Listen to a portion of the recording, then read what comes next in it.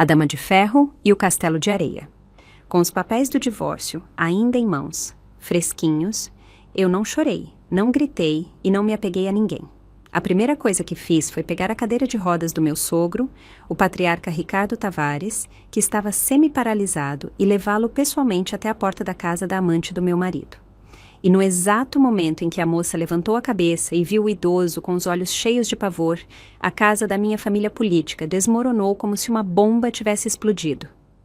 Jamais imaginariam que eu, a quem sempre consideraram a nora submissa, a mulher que aguentava tudo, ousaria desenterrar, em plena luz do dia, toda a podridão que escondiam atrás do ilustre sobrenome daquela família de renome. E isso era apenas o começo. O que se seguiu foi uma enxurrada de verdades chocantes, uma contraofensiva que ninguém esperava, desculpas tardias e, por fim, um testamento que fez todo o clã Tavares se curvar. Meu nome é Isabel Almeida e tenho 35 anos. Houve um tempo em que eu acreditava que o casamento era o lindo fruto do amor, um refúgio para a vida inteira, mas não passava de uma cortina para esconder um universo de mentiras, traição e uma indiferença cruel. Os 10 anos que vivi como esposa de Javier Tavares foram uma época de paciência e sacrifício. As pessoas pensavam que eu vivia como uma rainha, casada com um diretor de uma grande construtora em um belo apartamento no bairro Nobre dos Jardins, em São Paulo, e com um carro importado, invejada por não ser de uma família tradicional. Mas ninguém sabia das noites em que eu jantava sozinha, esperando em vão por um marido que supostamente estava em viagem de negócios, encolhida em uma cama vazia, sem conseguir dormir.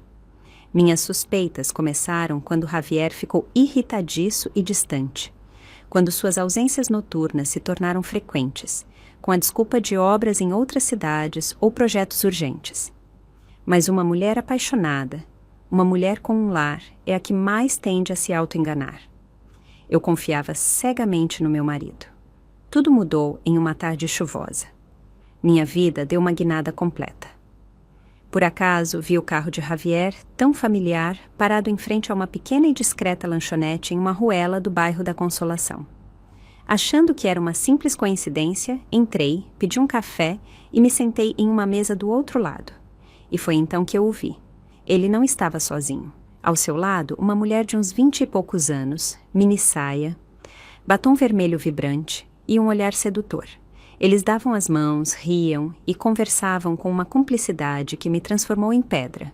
Naquele dia, eu não corri para arrancar os cabelos dela, nem para armar um escândalo. Eu me levantei em silêncio, paguei e voltei para casa. No caminho, as lágrimas brotaram como a chuva que caía. Eu não chorava pela traição. Eu chorava por me dar conta da cegueira em que eu tinha me enfiado por tanto tempo. Ao chegar em casa, parei em frente à nossa foto de casamento pendurada na parede. Houve um tempo em que nós sorríamos daquele jeito, jurando amor eterno, mas agora eu estava sozinha. Foi então que eu entendi. Era hora de dar um basta em tudo. 3 dias depois, preenchi os papéis do divórcio, sem uma lágrima, sem uma súplica. Entrei com o pedido no tribunal e bastaram 10 minutos para dar um ponto final em um casamento que parecia eterno. Mas eu não parei por aí. Ainda me restava uma última conta a acertar. Eu me lembrava vividamente das palavras da minha sogra no dia do casamento. Você deveria ser grata por ter entrado nesta família, Isabel. Somos pessoas de princípios. Meu marido foi diretor de colégio e toda a nossa família é formada. Comporte-se como deve, não manche o nosso sobrenome. E, no entanto, eles, que sempre se gabaram de sua educação e seus valores, observaram em silêncio enquanto seu filho me traía. Minha sogra, Elvira Tavares, sabia de tudo. Longe de impedi-lo, ela o encobriu. Meu sogro, prostrado em sua cadeira de rodas, só abria a boca para dizer: um homem pode ter uma aventura de vez em quando. A esposa deve proteger o lar e compreender o marido. Durante 10 anos, eu havia aguentado o suficiente. Na manhã em que o divórcio se tornou oficial, eu não voltei para casa. Fui direto para a clínica onde meu sogro estava internado. Empurrei a cadeira de rodas dele com a mesma gentileza de sempre, como se o estivesse levando para uma consulta. Mas desta vez, o destino não era o hospital. Eu o levei para Casa de Carla Viana, a amante de Javier, um sobrado amarelo em um condomínio novo na periferia de São Paulo, com um portão de ferro cafona e verde. Quando eu toquei a campainha, Carla abriu e paralisou ao me ver. Isabel, o que você está fazendo aqui? Eu lhe dei um sorriso que eu sabia que ela nunca esqueceria na vida. Nada demais, só trouxe a pessoa mais importante desta família. Eu me virei e empurrei a cadeira de rodas para a frente. Ricardo arregalou os olhos, horrorizado. Isabel, para onde você me trouxe? Onde estamos? Eu me inclinei e sussurrei com uma voz gélida. Este é o lugar que seu filho frequentava todas as noites, sogro, onde o herdeiro do clã Tavares desfrutava de seu futuro com sua amante. A partir de hoje, o senhor vai morar aqui. Como sua ex-nora, eu não tenho mais nenhuma obrigação com o senhor. Como? Como você se atreve? Ele gritou, seu rosto passando do vermelho ao roxo. Os papéis do divórcio já estão assinados. O senhor não tem o direito de me impedir de fazer o que eu quiser. O rosto de Carla ficou branco como papel. Não, por favor, não posso. Como vou cuidar de um idoso? Não é preciso que você cuide dele, mas se não fosse por você, minha família não teria se desfeito assim. É hora de você assumir a sua parte da responsabilidade. Eu deixei ao lado dela uma sacola com os medicamentos dele, um manual de cuidados para o paciente e algumas roupas. Depois me virei, deixando-os para trás com seus rostos de absoluta estupefação. Naquele dia, voltei para casa a pé. Chovia, mas meu coração estava leve como uma pluma. Eu não precisava saber o que Carla faria. Apenas considerei aquele meu último presente para as pessoas que haviam pisoteado meu coração. Mas eu nunca imaginei que em uma só noite toda a minha estrutura da minha família política desabaria. Mal cheguei na casa dos meus pais, no bairro da Penha, meu celular começou a tocar sem parar. Eu não atendi, não queria ouvir nada. Eu queria saborear a paz que sentia pela primeira vez, depois de anos presa na prisão de ser a nora exemplar. Mas na 7ª chamada vi o nome sogra na tela. Suspirei e atendi. Uma voz que era quase um grito estourou no meu ouvido. Isabel, você enlouqueceu? Como você pôde deixar meu sogro na casa daquela vagabunda? Você está em sã consciência. Você sabe o que toda a família está falando? Mantive a calma. Eu apenas levei seu sogro para o lugar que seu filho frequentava, para que ele se experimente um pouco da vida real que vocês ignoraram por tanto tempo. Insolente, ingrata. É assim que você me paga pelos 10 anos que eu te sustentei? 10 anos? Nos 10 anos que fui sua nora, a senhora nunca me considerou parte da família. Desde o primeiro dia, me fez levantar às 5 da manhã para preparar o café da manhã para todos, enquanto a senhora e Javier roncavam. Se eu tinha febre, a senhora dizia que eu estava fingindo. Quando eu engravidei, me fez ir ao mercado como sempre, e quando eu tive o aborto, me disse que era porque meu destino era ser estéril, e que o céu não queria me dar um filho, e agora a senhora diz que me sustentou? O silêncio tomou conta do outro lado da linha. Não esperei por uma resposta. Desliguei. Naquela noite, eu jantei com minha mãe. Ela tirava as espinhas do peixe, enquanto me perguntava em voz baixa: "Você realmente acha que fez a coisa certa?" Eu a olhei e disse lentamente: "Mãe, se eu tivesse ficado calada, sofrendo em silêncio, as pessoas teriam me achado uma boba. Mas se alguém aguentou o suficiente, também tem o direito de revidar. Não é por vingança, é para mostrar a eles que eu não sou a mulher fraca que eles pensam." Minha mãe não disse mais nada, mas em seu olhar vi uma espécie de alívio. Talvez fosse orgulho ou talvez compaixão. Na manhã seguinte, minha sogra, Elvira Tavares, apareceu na casa de Carla com seus cunhados e sobrinhos. Fiquei sabendo por uma amiga que era a síndica daquele condomínio. Minha amiga me ligou, emocionada. "Isabel, você não imagina o escândalo. Sua família política está fazendo um circo na casa daquela moça. Sua sogra entrou xingando aos berros, tentando levar o avô, mas a tal Carla está resistindo, chorando e dizendo que não pode, que você disse a ela claramente que era responsabilidade dela." Eu sorri para mim mesma. Eu nunca disse tal coisa, mas eu conhecia bem o caráter de Carla.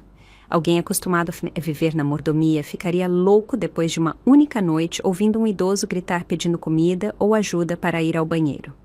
Além disso, Ricardo não era exatamente um homem de temperamento tranquilo. Desde o AVC, seu humor havia se tornado mais volátil e teimoso. Até eu, que cuidei dele por anos, às vezes perdia a paciência quando ele batia na mesa, exigindo que fosse eu, sua nora, a dar-lhe de comer. Naquele momento, ele estaria gritando feito um louco naquela casa estranha, e Carla estaria à beira de um ataque de nervos, morrendo de vergonha. Não era esse o preço a pagar por roubar o marido de outra. A vida não é tão fácil quanto nas novelas. Perto do meio-dia, recebi outra ligação. Desta vez, era Javier. Eu não atendi. Chegou numa mensagem. Isabel, o que você fez com meu pai? Você está louca? Seguiu outra. Toda a família está enlouquecida. A mãe está prestes a ser internada por causa do estresse. Você quer que o bairro inteiro fique sabendo? Eu respondi com uma única frase. Não tenho vergonha do que fiz, mas você é tão covarde que nem sequer consegue admitir o que fez. Um homem que deixa seu pai idoso e doente nas mãos da ex-mulher e da amante deveria se olhar no espelho. Depois, bloqueei seu número. À tarde, ouvi um carro parar em frente à casa dos meus pais. Pela janela, vi Elvira. Ela usava o mesmo vestido de seda com estampa de flores roxas que eu havia lavado tantas vezes para ela. Mas hoje, com o cabelo desarrumado e os olhos inchados, ela parecia desolada. Ela gritou da porta. Isabel Almeida, saia aqui, agora mesmo. Saia e vamos conversar cara a cara. Minha mãe saiu primeiro. Sua voz era firme. Senhora, se tem algo a dizer, diga a mim. Esta é a minha casa, e minha filha não é mais sua nora. Ela não precisa sair. Ela destruiu a minha família. Eu saí sem medo. Sogra, a senhora veio para quê? Como você se atreve a perguntar? Você envergonhou toda a minha família. Você quer que o bairro inteiro ria de nós? Eu a encarei com uma franqueza que nunca havia usado antes. Eu não envergonhei ninguém, apenas revelei a verdade. Se a senhora tem tanto medo da vergonha familiar, deveria ter ensinado seu filho a ter vergonha. Vou te processar por difamação. Vá em frente. Me processe. Tenho provas de sobra. A gravação de Javier e Carla na lanchonete, as câmeras do hotel, até meus relatórios de psicólogo por causa do abuso emocional. Se a senhora quiser ir para a justiça, eu ficarei feliz em acompanhá-la. Mas temo que a que ficará em evidência não serei eu. Elvira paralisou. Ela não esperava que eu tivesse preparado tudo com tanta meticulosidade. Eu sabia que ela sempre me viu como uma simples moça do interior, dócil e fácil de manipular, mas ela se esqueceu de que uma mulher levada ao limite se torna a mais forte de todas. Finalmente, ela se virou em silêncio e foi embora. Eu vi suas costas encurvadas sem raiva, apenas com uma sensação de leveza. A limpeza do lixo havia começado, mas isso não era tudo. Em minhas mãos, eu ainda guardava um segredo que faria com que Javier e toda a sua família nunca mais pudessem levantar a cabeça. Quando minha sogra cruzou o portão, eu fiquei ali parada por um longo tempo. O caminhar desanimado dela, uma mistura de raiva e impotência, era uma imagem que eu havia visto inúmeras vezes durante meus 10 anos de casamento. Mas antes era eu que suplicava, que temia, que dependia de cada uma de suas palavras e gestos. Agora, era eu quem a havia feito curvar a cabeça, não porque eu fosse má, mas porque eu não aguentava mais. E o que ela ainda não sabia era que o verdadeiro terremoto nem tinha começado. Entrei no meu quarto e peguei uma pequena caixa de metal fechada com um cadeado antigo. Eu a havia escondido 3 anos atrás, quando as primeiras rachaduras começaram a aparecer naquela família. Dentro, eu guardava as provas, os dados e as gravações que havia coletado em segredo. Naquela época, eu não ousava pensar em divórcio, mas talvez minha intuição feminina estivesse me alertando. Se um dia minha paciência chegasse ao limite, eu precisaria de armas em minhas mãos. E agora era o momento de abrir aquela caixa. 3 anos atrás, antes de meu sogro sofrer o AVC durante uma reunião de família, ouvi por acaso uma conversa entre ele e Javier no escritório. Eu estava limpando a sala e a porta estava entreaberta. A voz de meu sogro ressoou. Esse menino. Você tem que esconder bem isso de Isabel. Se ela descobrir, esta família estará acabada. Que menino? A resposta de Javier foi um sussurro, mas eu ouvi perfeitamente. Pai, já cuidei de tudo. Envio a ele uma pensão generosa todo mês, e essa mulher não ousará falar. Ela sabe qual é o lugar dela. Fiquei paralisada, mas fingi não ter ouvido nada. A partir daquele dia, comecei a investigar em silêncio. Pedi a um conhecido que trabalhava como segurança no bairro de Javier que o vigiasse em suas noites de trabalho. Instalei um aplicativo de rastreamento em um segundo celular que pedi emprestado, com a desculpa de usá-lo para jogar e aliviar o estresse, e tirei uma semana de férias sem motivo aparente, na verdade para seguir as pistas que Javier havia deixado. Foi assim que eu encontrei uma mulher em um apartamento antigo na Lapa, que criava um menino de uns 5 anos. O menino tinha os mesmos olhos que Javier e a boca era uma cópia da de meu sogro quando jovem. Passei 2 dias sentada em uma lanchonete em frente à casa dela. No terceiro dia, criei coragem e me aproximei, fingindo procurar um apartamento para alugar. A mulher, que se chamava Ana, me abriu a porta. Seus olhos mostraram um lampejo de pânico ao me ver, mas ela rapidamente se recompôs. Eu disse que procurava um apartamento para um sobrinho e, depois de algumas perguntas, ofereci-lhe cuidadosamente um pirulito e perguntei gentilmente: "Olá, lindo, qual é o seu nome?" O menino murmurou: "Mateus." "E qual é o nome do seu pai?" "Ah, meu pai se chama Javier, mas a mamãe diz que não posso contar isso para ninguém." Eu senti como se alguém estivesse esmagando meu coração. Eu sorri levemente, agradeci e fui embora. Mas, no bolso, meu celular havia gravado desde o início da conversa, e eu guardei essa gravação até hoje. Mateus era o filho extraconjugal de Javier e Ana. Ana era quase 10 anos mais nova que eu e havia trabalhado como secretária em um projeto que a empresa de Javier dirigia. O relacionamento deles começou durante as frequentes viagens de trabalho, e quando Ana engravidou, Javier concordou em pagar-lhe uma pensão mensal em troca de seu silêncio. Meu sogro sabia a verdade e se calou. Minha sogra ou não sabia, ou fingia não saber por medo de manchar a reputação de seu filho. Eu quis confrontá-los e revelar tudo, mas toda vez que eu pensava nisso, me lembrava de meu sogro prostrado na cama e da ocasional e estranha gentileza da minha sogra. Eu tinha medo de me tornar a vilã da história, mas agora eu sabia. Meu silêncio havia alimentado a maldade deles. Coloquei a gravação, um par de fotos de Mateus com a mãe e uma carta que eu escrevi à mão em um envelope grosso. Querida sogra, esta é a verdade com a qual a sua família me enganou por anos. Eu soube que seu filho tinha um filho fora do casamento há 3 anos, mas mantive silêncio pelo bem da família. Agora que não sou mais parte de vocês, não tenho motivos para continuar escondendo isso. Se lhe resta um pingo de dignidade, faça o necessário para que esse menino não cresça abandonado como a mãe dele. Para mim, o papel de nora boazinha terminou. A partir de agora, cada um viverá de acordo com suas próprias escolhas. Eu enviei a carta por um motoboy para que chegasse diretamente às mãos dela. E apenas 4 horas depois, a família política explodiu como uma bomba relógio. Naquela noite, o telefone tocou. Era Miguel, o primo de Javier, casado com a mulher mais sensata da família. Isabel, eu sei de tudo. Sinto muito mesmo, eu não tinha ideia. Agora entendo por que você tomou essa decisão. Eu sorri levemente. Não preciso das desculpas de ninguém, Miguel. Eu só queria que todos eles enfrentassem a verdade. E no fundo, eu quero que esse menino seja reconhecido. Ele não tem culpa de nada. Eu entendo, mas você está bem? Sim, estou bem, Miguel. Pela primeira vez em 10 anos, sinto que controlo a minha própria vida.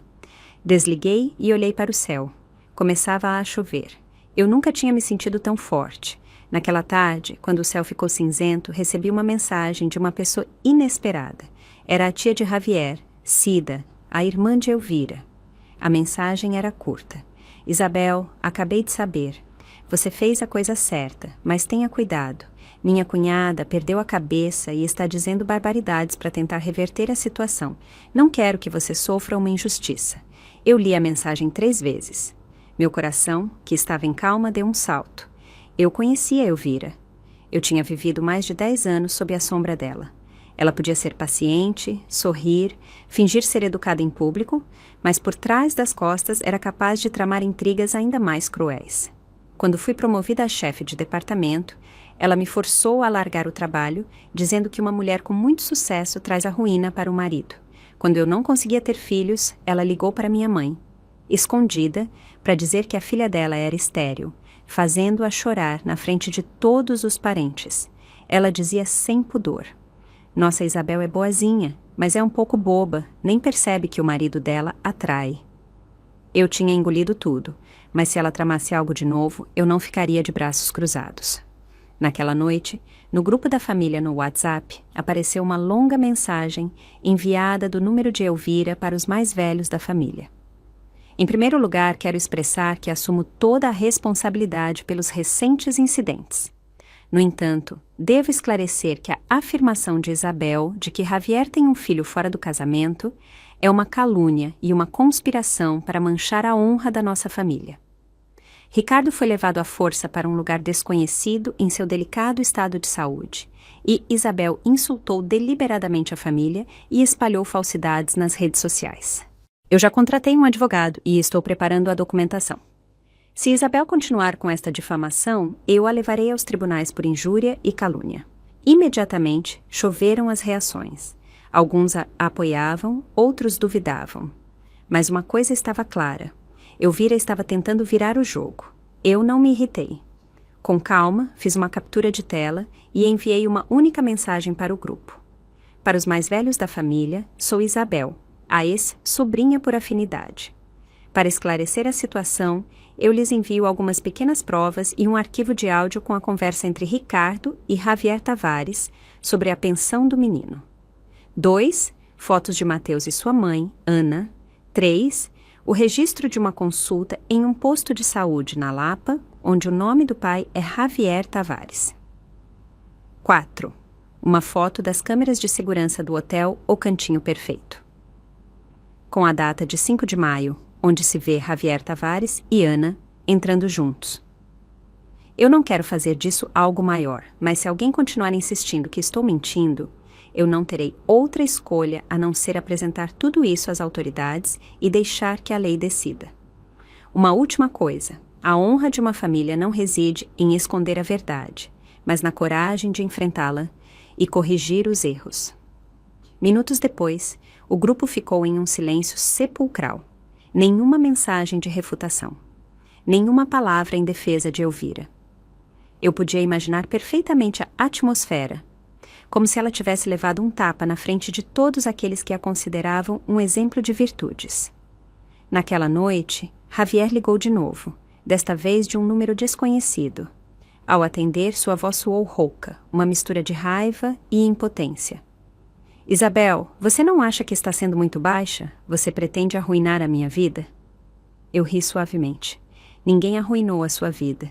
Você a arruinou sozinho. Eu apenas abri a caixa onde você colocou todo o seu lixo. Por favor, o caso de Mateus não foi intencional. Eu estava bêbado. Foi um erro. E Ana insistiu em tê-lo. Eu venho pagando a pensão por anos. Por favor, não faça disso algo maior. A mãe está internada por causa do estresse e o pai se recusa a comer.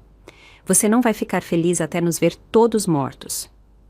Eu me calei por um instante e depois respondi, articulando cada palavra. Não desejo a morte de ninguém, apenas desejo que os vivos enfrentem a verdade. Mateus é seu filho e merece ser reconhecido, não escondido, como se fosse um veneno. Faça a coisa certa antes que seja tarde demais. Desliguei.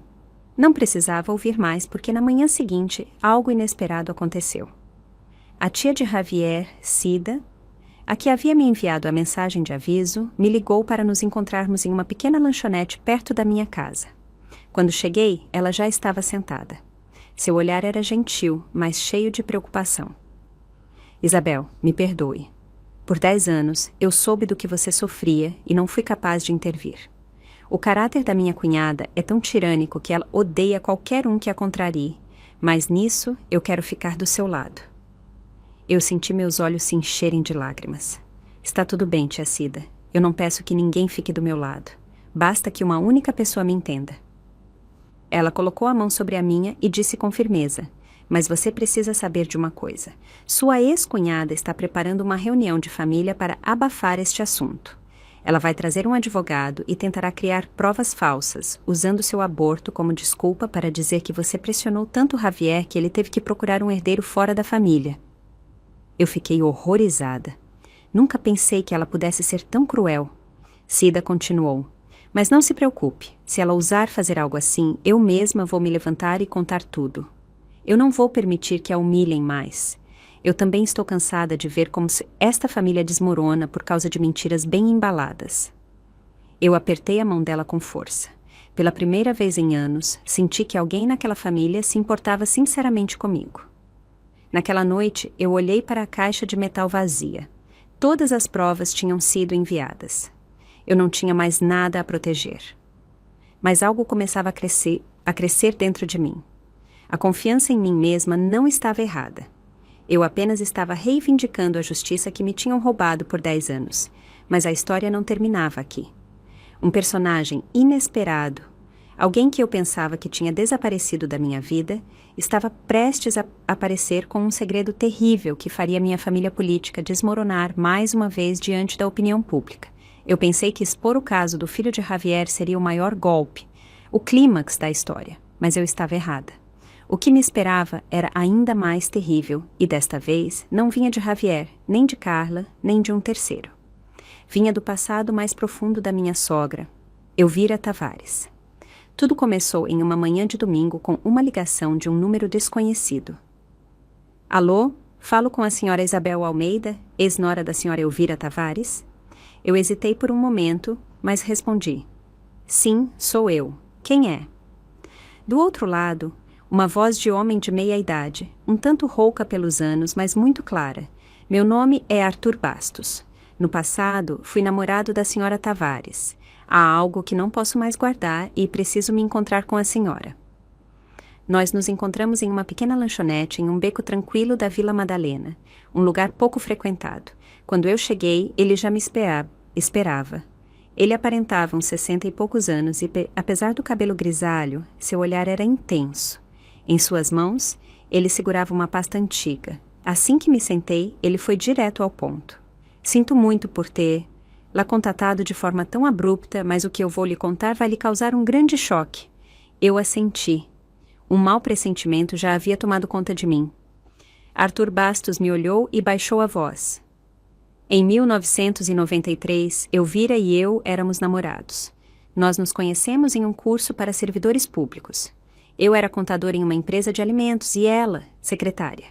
Tínhamos planos de casamento, mas de repente ela desapareceu sem dizer uma palavra. Eu ouvi em silêncio. 1 ano depois, eu soube que ela tinha se casado com Ricardo Tavares, um respeitado diretor de colégio, de uma família rica.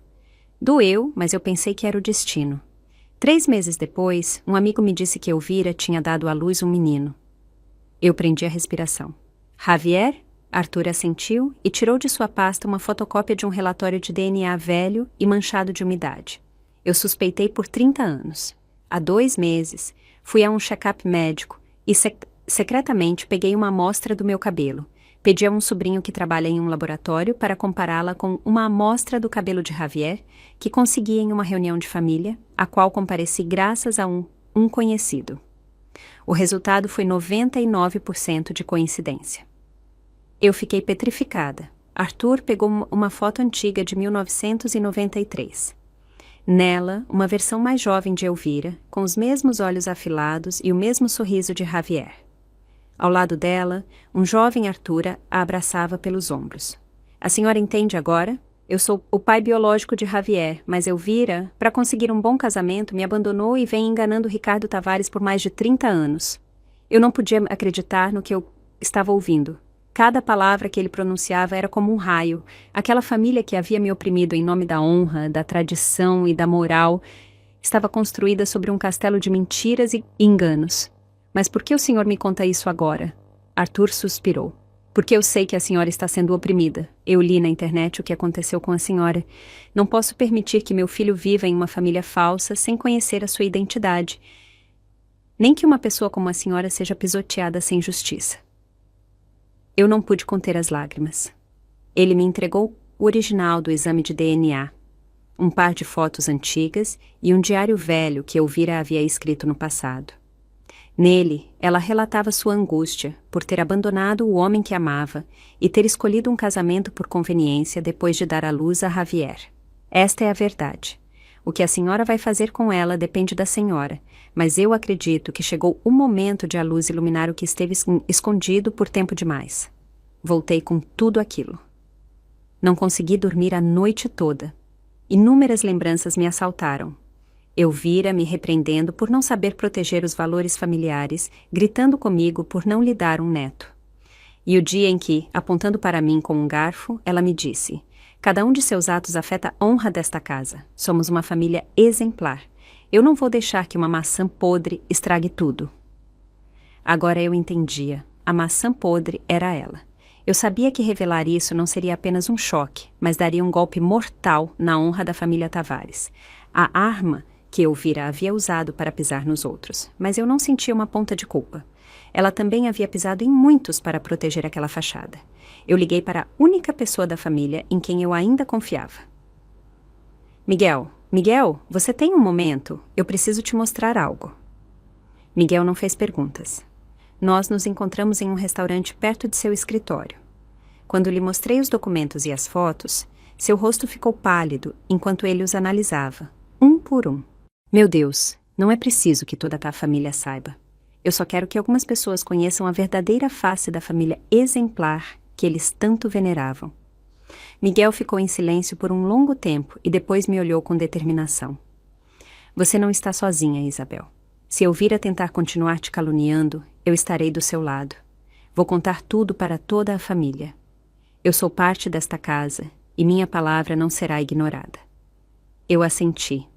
Pela primeira vez no fim daquele túnel longo e escuro, eu senti que não estava lutando sozinha. Naquela noite, eu olhei para o céu pela janela.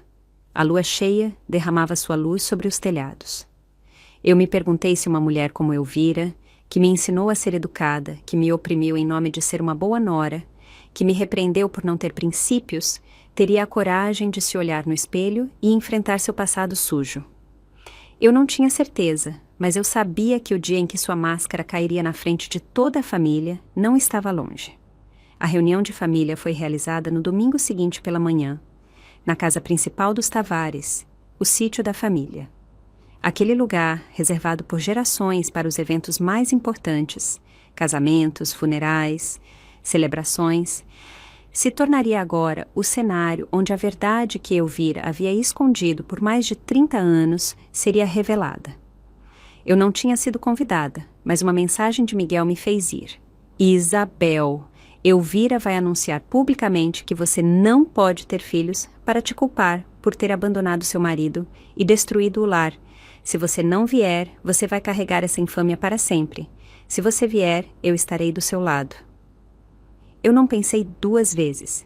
Eu escolhi um vestido simples, mas elegante, de cor marfim, sem maquiagem e sem joias. Eu queria me apresentar exatamente como eu era.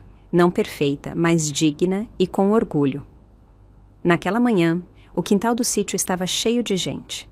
Os rostos familiares, que um dia eu chamei de tia, tio, primo, agora me olhavam com uma mistura de suspeita e cochichos. Mas eu não abaixei a cabeça. Eu caminhei com passos firmes em direção à longa mesa no centro do quintal. Elvira estava sentada na ponta da mesa e ao lado dela, um Javier inquieto roía as unhas. Meu sogro, debilitado, estava em uma cadeira de rodas em um canto, silencioso como uma estátua antiga. Ninguém esperava que eu ousasse aparecer.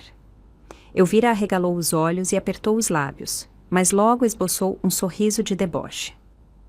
Ora, a ex-nora também veio. Bem-vinda, muito bem-vinda.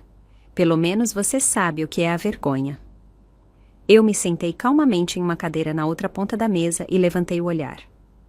Eu não vim para ter vergonha. Eu vim para contar a verdade, caso haja alguém aqui que prefira ouvi-la em vez de mentiras. Elvira me fuzilou com o olhar. Ela respirou fundo e se dirigiu a todos. Querida família, eu convoquei esta reunião para esclarecer as calúnias que a ex-esposa de meu filho, Isabel Almeida, espalhou sobre a nossa casa. Ela disse que Javier tem um filho ilegítimo. Ela abandonou o seu sogro na casa de uma desconhecida e ameaçou a honra da nossa família. Tudo isso é uma armação, fruto de seu complexo por não poder nos dar um herdeiro. Alguns murmúrios foram ouvidos. Uma mulher sussurrou: mas se Isabel só teve um aborto, isso significa que ela não pode ter filhos? Eu me levantei e, com voz clara e firme, articulando cada palavra, disse: "Com licença, mas eu preciso dizer isso, caso contrário, minha mãe e eu viveremos humilhadas para sempre." Eu tirei da minha bolsa a pasta que eu havia preparado e a coloquei no centro da mesa, em frente a Elvira. Um murmúrio percorreu os presentes.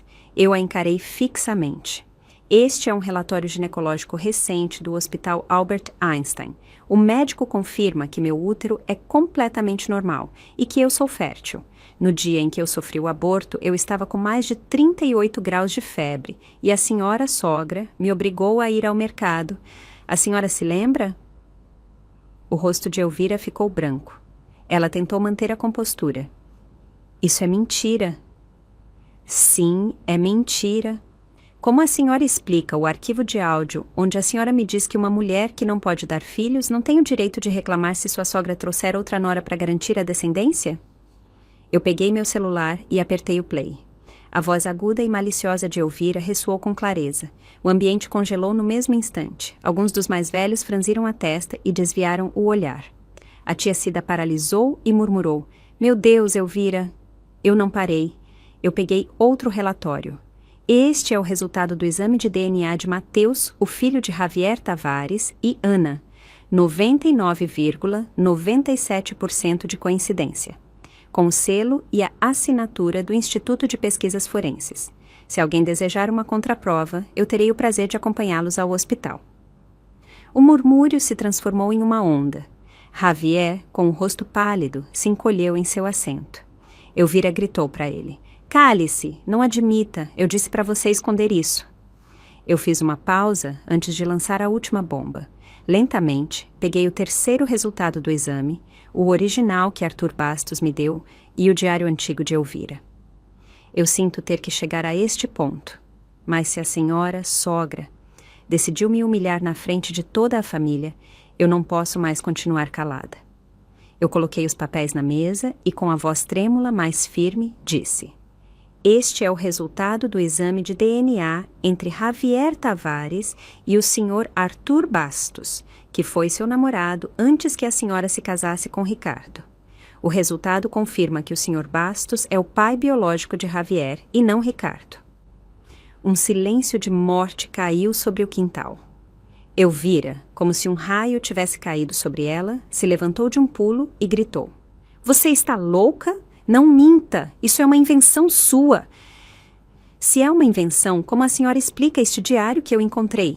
É a sua letra. Há uma passagem onde a senhora escreve: 'Eu amo Arthur, mas preciso me casar com Ricardo para mudar a minha vida.'" A tia Cida levou a mão ao peito e afundou a cabeça na mesa. O quintal era um caos. Perguntas, dúvidas, pessoas horrorizadas. Meu sogro, sentado em silêncio, tremia com as mãos cerradas e os lábios selados. Ele não disse nada, mas uma única lágrima escorreu por sua bochecha esquerda. Foi a primeira vez que eu o vi chorar. A verdade havia rasgado como uma faca o véu de seda que cobria a honra da família Tavares. Tudo era um desastre. Um tio-avô, um homem idoso e respeitado, se levantou solenemente. Isso não pode mais ser abafado. Esta família que sempre fingiu dar lições aos outros. Já chega, vamos parar por aqui. Que cada um vá para casa e reflita sobre si mesmo. As pessoas começaram a se levantar e ir embora. Elvira continuava gritando: "Vocês têm que acreditar em mim. Tudo o que eu fiz foi por esta família, pela honra. Vocês não podem me virar as costas." Mas ninguém olhou para ela, nem mesmo seu filho Javier, a quem ela havia protegido com todas as suas forças. Ao passar por mim para se afastar da mesa, ele sussurrou: "Sinto muito, Isabel. Você venceu." Eu não sorri. Não era uma vitória, era a verdade. E diante da verdade, não há vencedores ou vencidos. Existem apenas aqueles que a enfrentam com coragem e aqueles que fogem dela a vida inteira. 3 dias depois daquela fatídica reunião de família, o sobrenome Tavares estava na boca de todos, desde o mercado do bairro até o último canto da cidade. O boato se espalhou como pólvora nas conversas do café da manhã e nos papos do fim da tarde. Não foi preciso usar as redes sociais. O boca a boca da vizinhança foi o meio de difusão mais potente.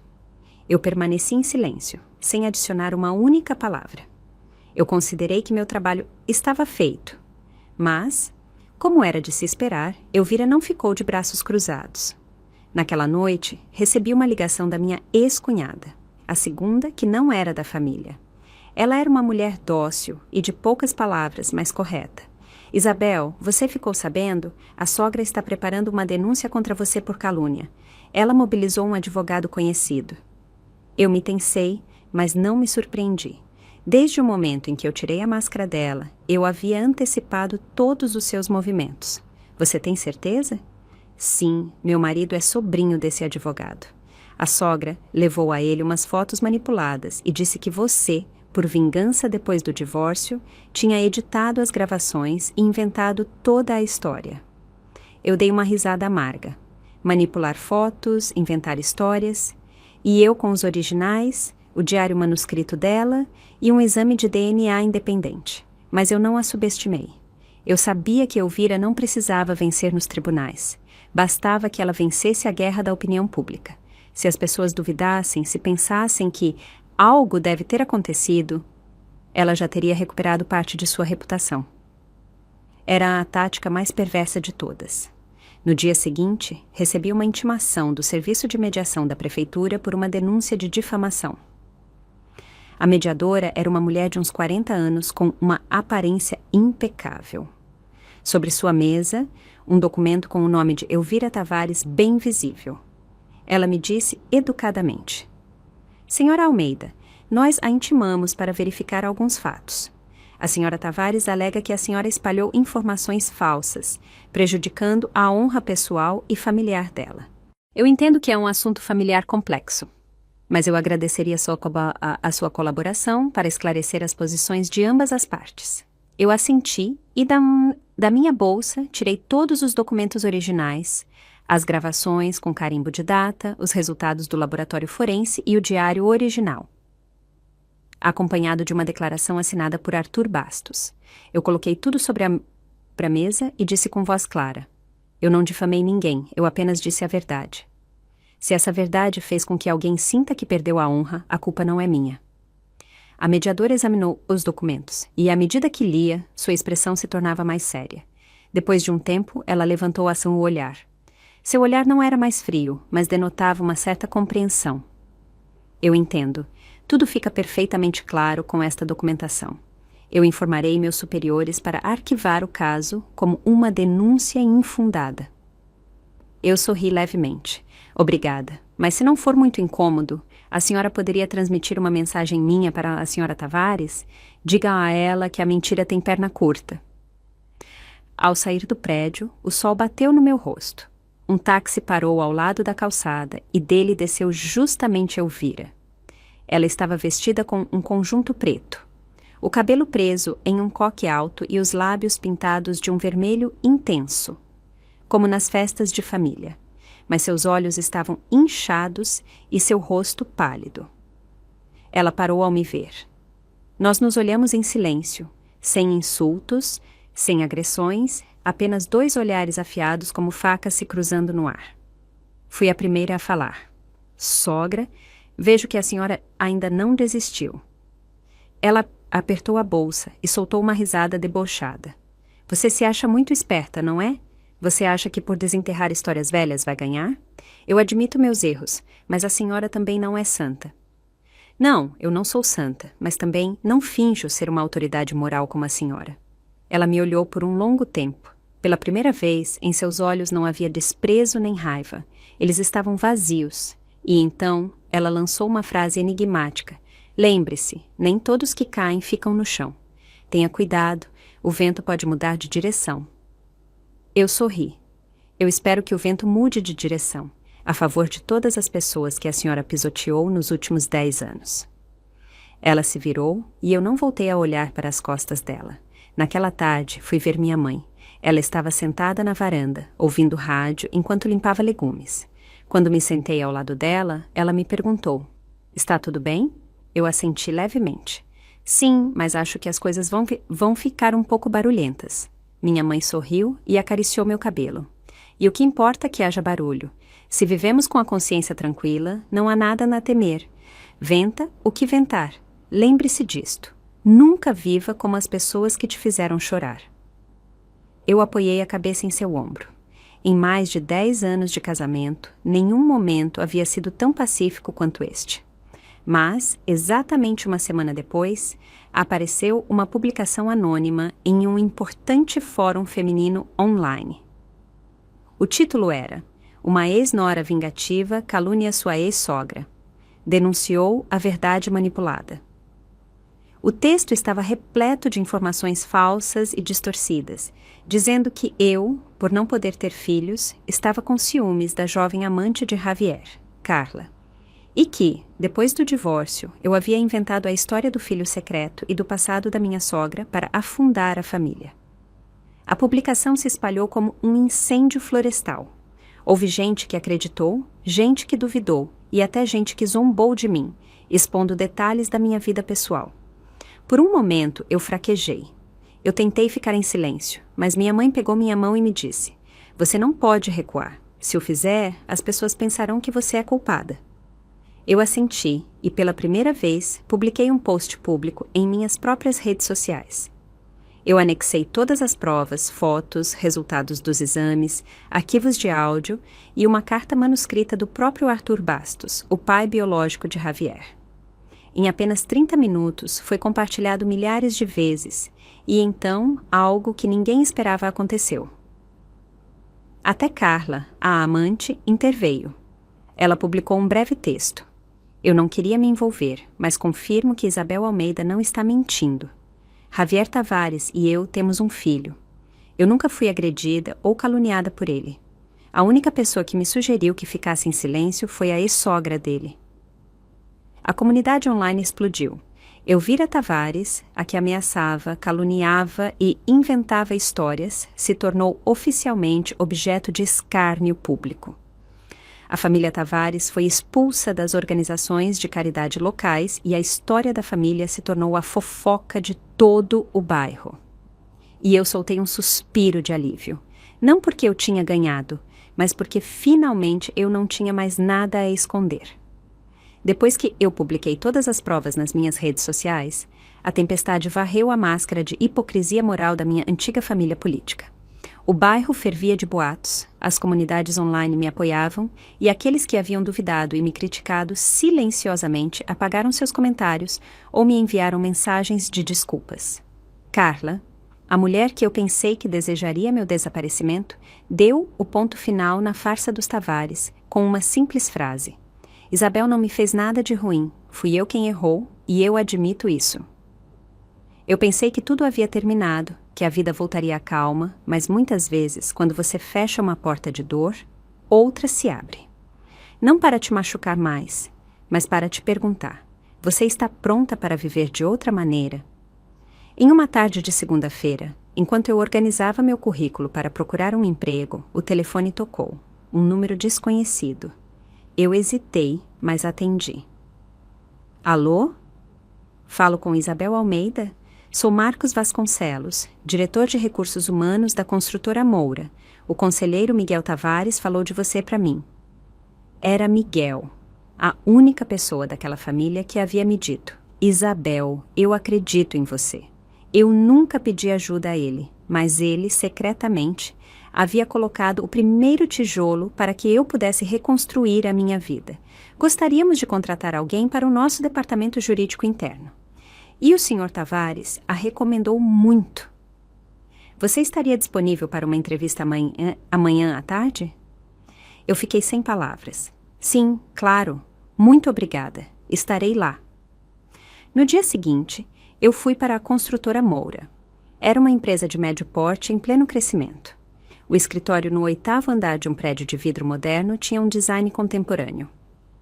Ao abrir a porta, um homem alto de uns 40 anos, com as mangas da camisa arregaçadas, me esperava com um leve sorriso.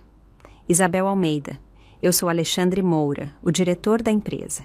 Estávamos esperando por você. Eu fiquei um pouco surpresa. O próprio diretor me recebendo na porta. Nós fomos para o escritório dele e conversamos por mais de 1 hora. Não foi uma entrevista convencional, mas mais sobre meus conhecimentos técnicos. Ele estava interessado em outra coisa. Depois de tudo o que aconteceu, você realmente quer voltar a trabalhar em um ambiente tão exigente? Eu respondi sem pensar.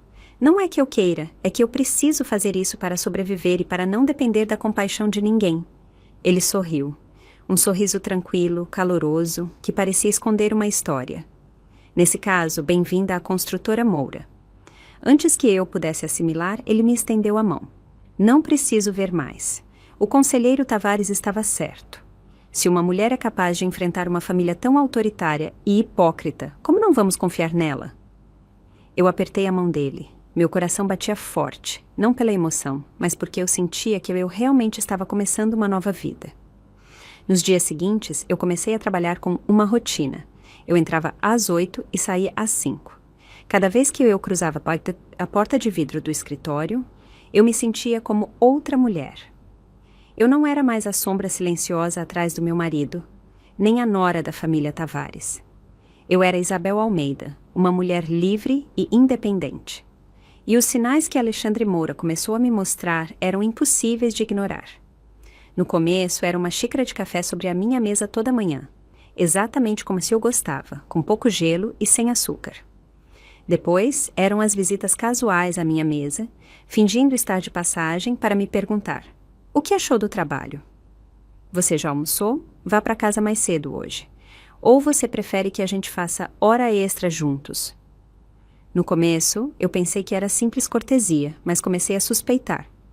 E, embora eu suspeitasse, eu não desgostava, na verdade, às vezes me reconfortava. Um dia, depois de entregar-lhe um rascunho de contrato, eu bati na porta de seu escritório. Ele sorriu ao me ver. Entre, Isabel. Eu estava esperando por você. Eu terminei o relatório. Preciso que o senhor revise para amanhã à tarde. Quando me virei para ir embora, ele me chamou. Isabel? Sim? Hoje nós temos a festa de aniversário trimestral para os funcionários. Terá vinho.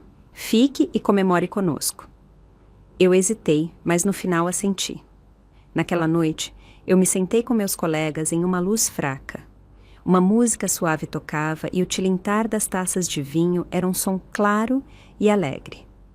Ninguém mencionou meu passado, ninguém me olhou com compaixão. Eles apenas me trataram como uma colega a mais, de pessoa para pessoa, como qualquer outra mulher. Ao final da festa, eu esperava um táxi no saguão. Alexandre se aproximou e parou ao meu lado, com as mãos nos bolsos.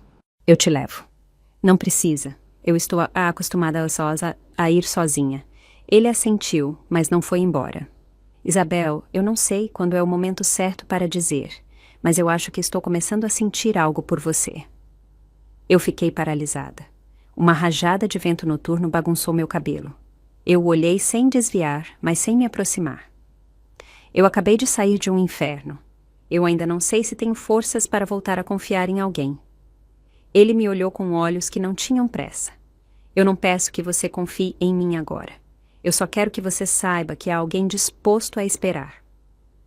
Eu fiquei em silêncio. Eu não sabia se era emoção ou medo. Ao chegar em casa, eu deitei na cama. Eu apertei o celular sem responder, mas minha mente era um turbilhão.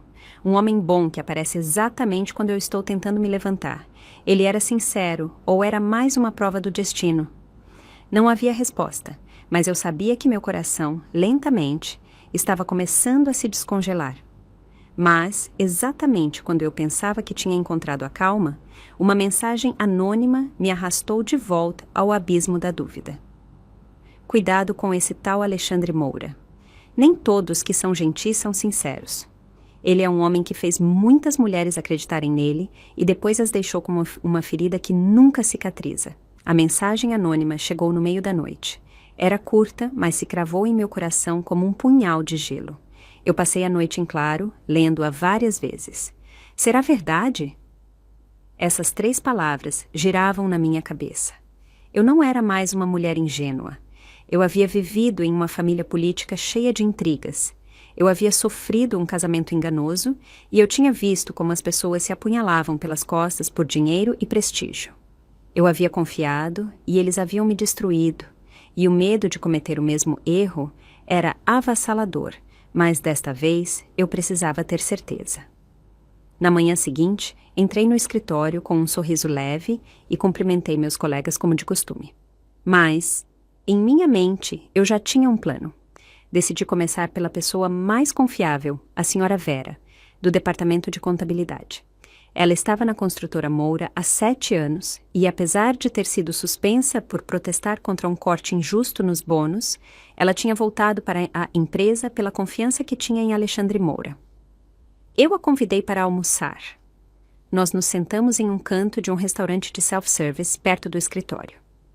Vera, eu preciso te perguntar algo com total sinceridade. Já houve algum boato estranho sobre o Sr. Moura e as funcionárias? Vera largou os talheres, me olhou fixamente por um tempo e depois sorriu. Ah, então você também recebeu a mensagem anônima. Eu fiquei paralisada. Você também? Eu não, mas 3 moças que estavam na administração, sim, receberam. Quando elas entraram, todas receberam muita ajuda do diretor, mas pouco tempo depois, começou a circular o boato de que ele se aproveitava dos sentimentos das funcionárias. Eu apertei as mãos e engoli em seco. E é verdade? Vera balançou a cabeça. Não há provas. E ninguém se atreveu a falar. Um dia, de repente, as 3 saíram da empresa ao mesmo tempo. Nunca disseram o porquê. Uma se casou e as outras 2 foram para outro setor. Ninguém falou publicamente, mas eu me lembro que uma delas, Laura, passou uma semana chorando no banheiro antes de ir embora de repente. Alguém disse que a viu rasgando uma espécie de carta. Não é nada certo. Eu senti um peso no peito, como se me faltasse o ar, mas tentei agir com naturalidade. Você sabe onde essa moça, Laura, está agora? Vera franziu a testa pensativa e depois pegou o celular. Vou perguntar a uma antiga colega. Acho que ela foi para uma empresa de exportação agrícola no centro. Naquela tarde, depois do trabalho, eu fui em silêncio para o endereço que Vera me deu. A empresa de exportação ficava no 3º andar de um prédio antigo. Eu bati na porta e uma mulher pequena de aparência gentil, de uns 30 e poucos anos, abriu para mim. Ao vê-la, meu coração acelerou. Laura? Sim, quem é a senhora? Olá, eu sou Isabel Almeida, uma nova funcionária da construtora Moura. Eu ouvi dizer que a senhora trabalhou lá e eu gostaria de lhe perguntar algumas coisas sobre o diretor, Alexandre Moura. O olhar de Laura se entristeceu. Depois de um instante, ela abriu a porta. Entre. Nós nos sentamos em um canto do pequeno escritório com o zumbido de 2 ventiladores ao fundo. Laura me serviu um copo de água e suspirou. A senhora é a 3ª pessoa que vem me procurar nos últimos 2 anos. É por causa da mensagem anônima? Sim, e eu acho que sei quem a envia. Eu esperei que ela continuasse. Quando eu trabalhava lá, o diretor foi muito gentil comigo. Ele me ajudava com o trabalho, me levava para casa e fazia horas extras. Me dava livros de presente, me convidava para jantar. Eu pensei que era uma nova oportunidade. A voz dela falhou. Uma vez, em uma viagem de trabalho, eu bebi demais. Ele me levou para o hotel. Na manhã seguinte, eu não me lembrava de nada, mas sobre a mesa havia um bilhete escrito à mão. Vamos guardar a noite passada como uma boa lembrança. Eu não quero amarras, e você é uma boa pessoa. Eu me senti confusa, traída. Eu nem sei se ele realmente me traiu, mas aquela sensação de ter sido usada e descartada foi horrível. Eu fiquei paralisada, sem palavras. Laura continuou. Depois disso, eu simplesmente pedi demissão. Nem me passou pela cabeça processá-lo.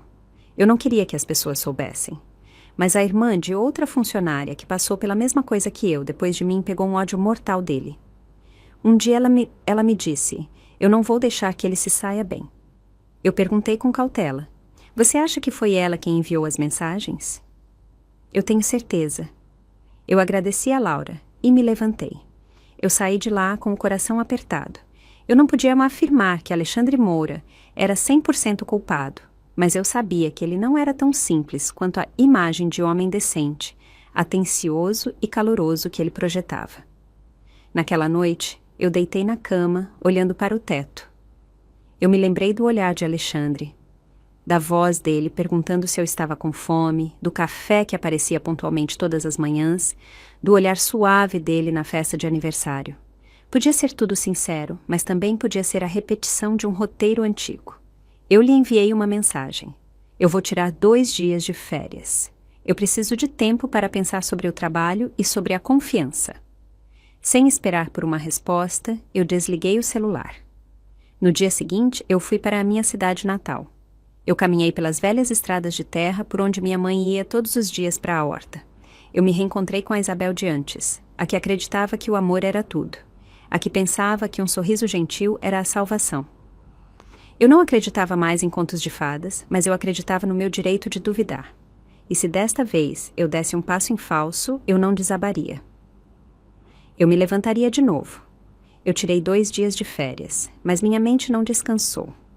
Eu vivia em um ritmo lento na cidade, sem celular e sem redes sociais, tomando chá quente toda manhã e ouvindo o canto dos galos junto com minha mãe, mas meu coração não estava em paz.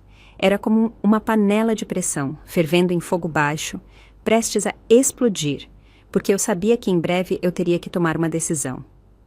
A confiança para mim tinha se tornado um luxo. Depois de viver 10 anos como a esposa de um traidor, e ser amargamente enganada por aqueles que eu chamava de família, eu havia decidido não voltar a confiar facilmente em ninguém. No entanto, Alexandre Moura, com seus gestos suaves, suas palavras gentis e seu olhar que parecia entender tudo, quase me convenceu de que eu podia recomeçar, até que a mensagem anônima chegou. E a história de Laura me fez dar um passo para trás e ver tudo com mais clareza. No 3º dia das minhas férias, eu voltei para a cidade. Assim que eu desci do ônibus, o telefone tocou. Era Alexandre. Eu atendi. Onde você está? Eu respondi secamente. Acabei de voltar para São Paulo. Nós podemos nos encontrar? Só por 10 minutos? Eu hesitei, mas no final eu aceitei. Nós nos encontramos em uma pequena lanchonete perto do Rio Pinheiros. Ele já estava lá, com sua aparência impecável de sempre, camisa branca com as mangas arregaçadas e 2 xícaras de chá quente nas mãos. Eu me sentei sem cumprimentos, sem sorrisos. Minhas emoções agora eram claras e diretas. Ele me olhou em silêncio por um momento e depois disse em voz baixa: "Você desconfia de mim, não é?" Eu não neguei. "Sim, e eu acho que tenho motivos para isso." Ele assentiu levemente. "Então, deixe-me te contar tudo sem esconder nada. Depois, se você for embora ou ficar, se você acreditar em mim ou não, será sua decisão." Eu me sentei, pronta para aceitar qualquer verdade. Ele começou a falar. "Eu tive um grande amor, uma mulher forte. Nós trabalhávamos na mesma empresa. Ela era 2 anos mais velha que eu e era divorciada. Nós nos conhecemos quando a empresa era pequena, quando nós íamos para o trabalho em uma moto velha e comíamos macarrão instantâneo." Eu fiquei em silêncio. Ninguém havia me contado essa história. Quando a empresa começou a crescer, eu fui promovido a chefe de projeto. Ela, para me proteger, assumiu a culpa de um erro financeiro e foi demitida. Naquele momento, eu não tive coragem de defendê-la. Eu tive medo de perder meu cargo, de manchar a minha reputação, e eu me calei. Ela foi embora sem uma palavra de rancor, apenas me pedindo para que eu vivesse sendo fiel à pessoa que eu fui uma vez. Eu senti meu peito se apertar. Ele me olhou com os olhos cheios de culpa. Desde então, eu venho tentando fazer a coisa certa.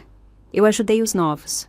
Eu evitei relacionamentos ambíguos, mas houve pessoas que interpretaram mal e pessoas que, por não ter seus sentimentos correspondidos, se sentiram magoadas. Eu o interrompi. "E a Laura?" Ele não se esquivou e assentiu. Eu sabia que ela sentia algo por mim, mas eu mantive a distância. No dia daquela viagem de trabalho, é verdade que ela bebeu demais. Eu a levei para o hotel e não aconteceu absolutamente nada. Mas quando ela acordou, eu já tinha ido embora, e só havia o bilhete que eu deixei para ela. "Recupere-se, entre nós não há nada, não se machuque com ideias erradas." Eu fiquei paralisada. "Mas por que você não esclareceu? Por que você deixou que todos interpretassem mal?" Ele me olhou como se estivesse buscando um vislumbre de compreensão em meus olhos. Eu pensei que quanto mais eu explicasse, mais tudo se complicaria. E naquele momento eu estava cansado de ter que me desculpar por coisas que eu não tinha feito. Eu só queria que as pessoas esquecessem por si mesmas. Eu queria ficar em silêncio. Pela primeira vez, eu vi em seus olhos não a calma, mas uma verdadeira fissura. Ele continuou. "Isabel, eu não sou perfeito. Eu cometi erros e fui covarde, mas eu nunca usei ninguém. E se eu gosto de você, não é porque você sofreu, mas porque esse sofrimento não te transformou em uma pessoa cínica." Eu não disse nada, mas meu coração começou a vacilar. Naquela noite em casa, deitada na cama, eu repassei cada uma de suas palavras. Eu não podia saber se a verdade era tão perfeita quanto ele a contava. Eu não podia ter certeza se todos estavam errados e apenas ele tinha razão. Mas uma coisa era certa. Eu não era mais a mulher que acreditava cegamente e abaixava a cabeça, nem a que temia amar por causa do passado. Eu havia crescido e era forte o suficiente para enfrentar a verdade e perdoar, se esse perdão não fosse para mais ninguém além de mim mesma. No dia seguinte, eu fui para o escritório. Alexandre estava ao lado da minha mesa. Em suas mãos, uma pequena cesta de frutas. Eu o olhei e disse em voz baixa: eu ainda tenho minhas dúvidas, mas eu não vou fugir.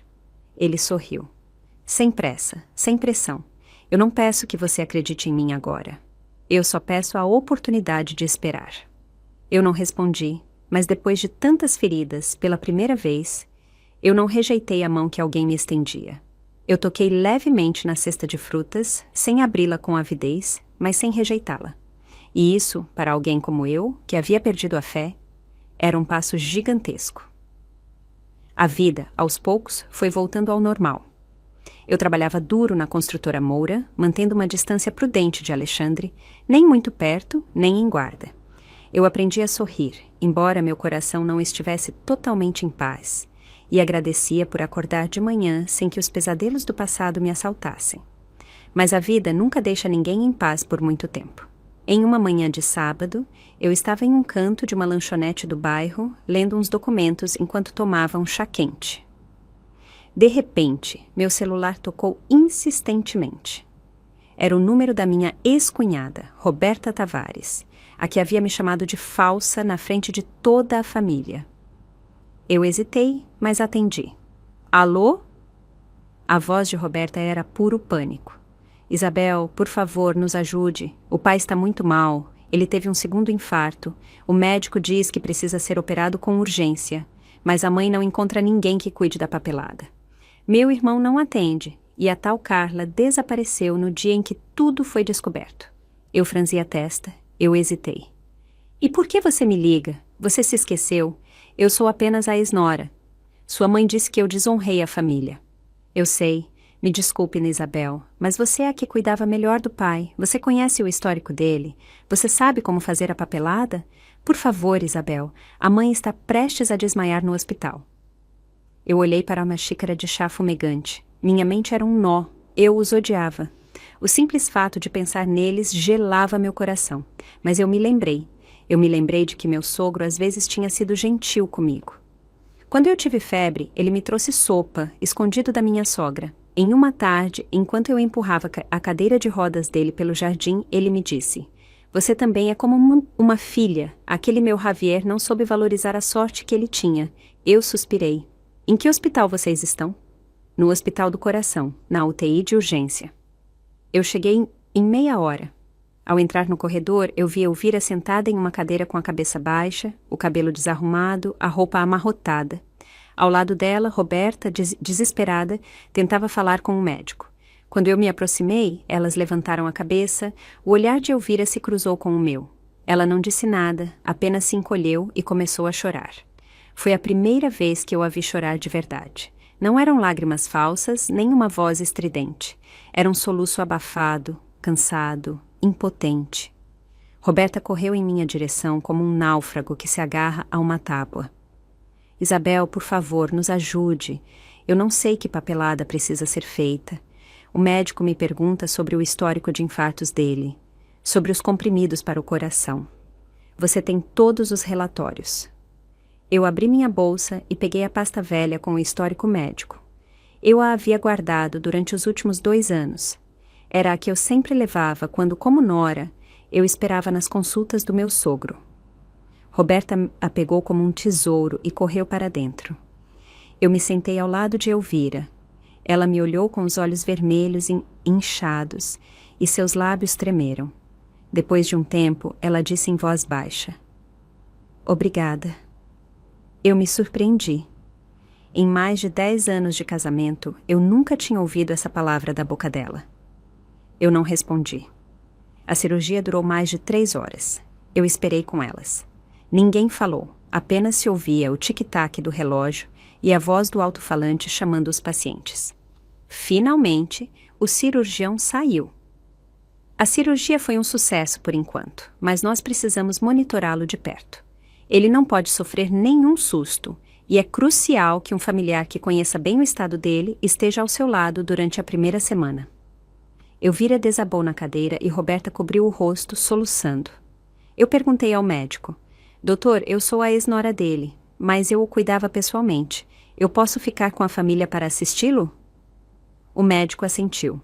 Excelente. Se a senhora conhece bem o estado dele, seria ideal que a senhora estivesse ao seu lado, especialmente nas primeiras 72 horas. Eu me virei para Elvira e Roberta. Eu vou ficar, mas eu faço isso por Ricardo, não por mais ninguém desta família. Elas assentiram. Ninguém ousou dizer mais nada. Naquela noite, eu fiquei no hospital ao lado da cama de Ricardo. Ele ainda estava inconsciente, mas sua cor estava melhorando. Eu peguei a mão dele. Uma mão enrugada e fria. Sou eu. Isabel está aqui. As pálpebras dele tremeram levemente. Eu não sabia se ele tinha me ouvido, mas no fundo do meu coração eu acreditava que ele me reconheceria. Eu passei a noite sem tirar os olhos do monitor de sinais vitais. Na manhã seguinte, quando saí para o corredor para a troca de turno, vi Elvira de pé. Ela segurava uma garrafa térmica com sopa quente. Eu fiz, caso o senhor reconheça o cheiro. Eu a olhei em silêncio, mas não a rejeitei. Pela primeira vez, o olhar dela não era acusador nem crítico. Era o olhar de alguém que sabe que errou, mas não sabe por onde começar a pedir perdão. E, em voz baixa, ela disse: Eu me comportei muito mal com você. Eu continuei em silêncio. Tudo bem se você não me perdoar, mas você me permitiria tentar consertar as coisas aos poucos? Eu a olhei diretamente nos olhos, sem raiva, sem rancor. Eu apenas disse lentamente: Nem todo mundo tem a oportunidade de consertar as coisas.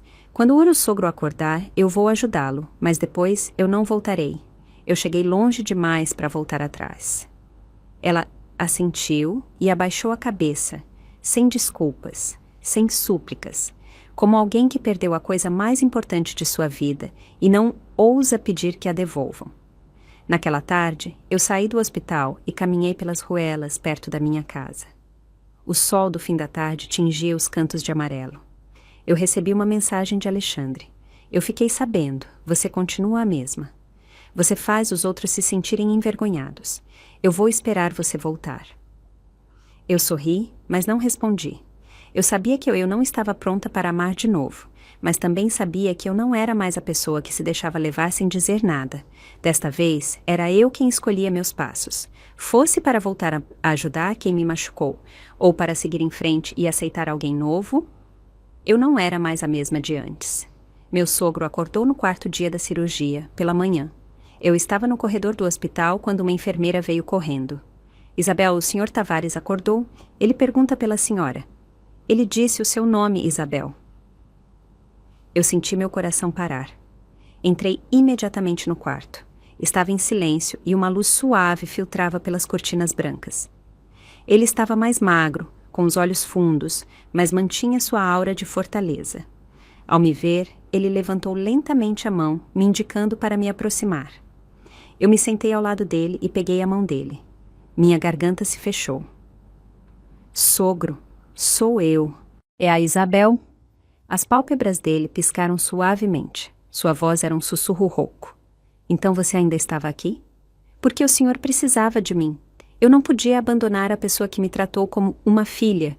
Ele apertou minha mão com força. Seus olhos ficaram vermelhos.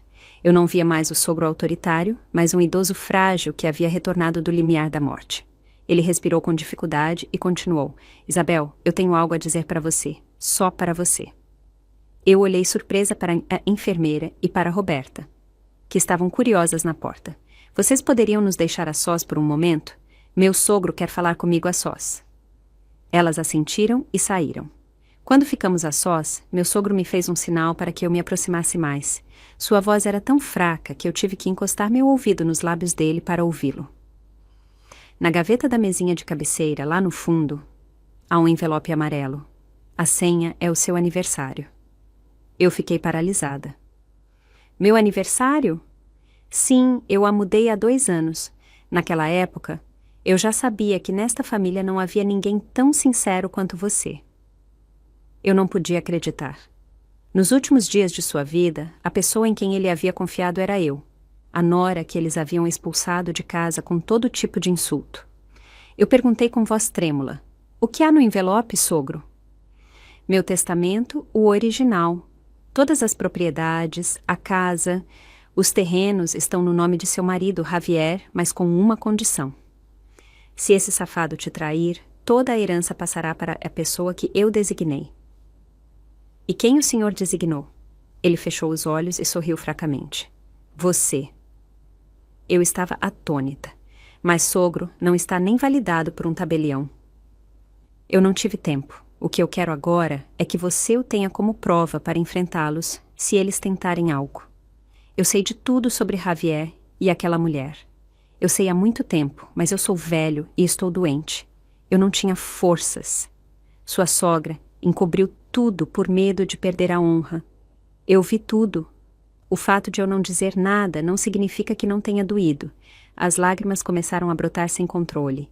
Eu apertei a mão dele e disse: "Sogro, eu não quero a herança. Me basta saber que o senhor confiou em mim de verdade."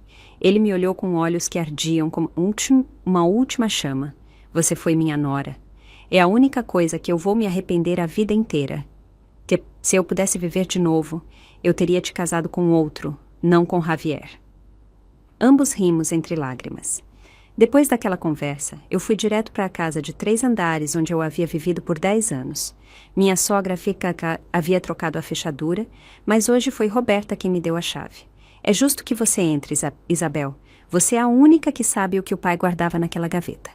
Eu subi para o quarto. A mesinha de cabeceira ainda estava no lugar. Eu me abaixei e girei a combinação. 25, 6. Meu aniversário. Com um clique, a fechadura se abriu.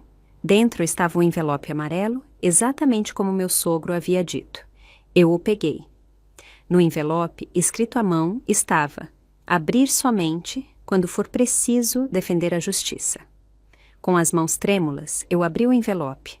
Dentro, o testamento original assinado e com a impressão digital do meu sogro e um arquivo de áudio em um gravador antigo. Eu apertei o play. A voz do meu sogro soou com clareza.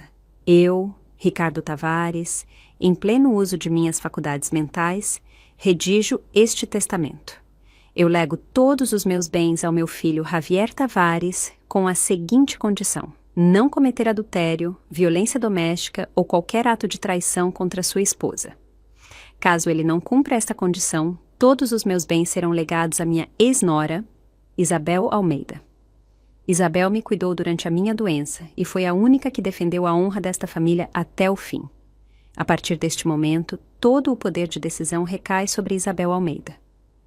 Eu ouvia, tremendo. As lágrimas não paravam. Não era por causa do dinheiro, era porque finalmente alguém naquela família havia reconhecido o meu valor de uma forma que ninguém podia negar. Naquela noite, recebi uma ligação de Elvira. "Isabel, o que meu marido te disse? Me diga." Sua voz era urgente, quase quebrada.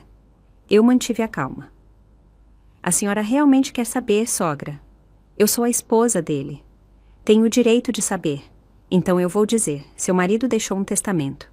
E nele está especificado que se Javier me traísse, toda a herança passaria a ser minha." Do outro lado da linha, um silêncio repentino, seguido de um baque surdo, como se o telefone tivesse caído. Segundos depois, Roberta pegou o telefone. "Isabel, a mãe desmaiou. Eu corri para o hospital, mas não entrei no quarto dela.